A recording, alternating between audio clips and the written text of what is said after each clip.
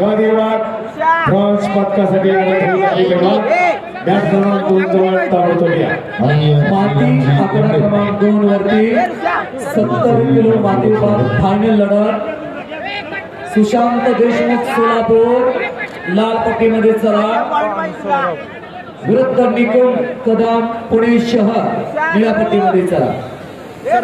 70 kilo माती विभाग कोण होणार स्वर्ण पदकाचा सुशांत देशमुख लाल पट्टीमध्ये चला. निखिल कदम पुणे शहर निळ्या पट्टीमध्ये चला.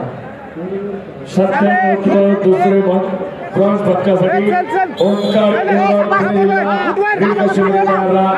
मोहन पाटील कोल्हापूर जिल्हा ब्ल्यू कास्टमध्ये तयार. सुशांत देशमुख सोलापूर लाल पट्टीमध्ये चला.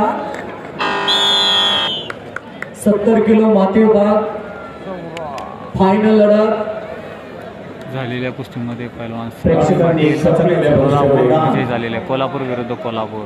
सौरभ पाटील सुवर्ण पदकाचा मानकरी आणि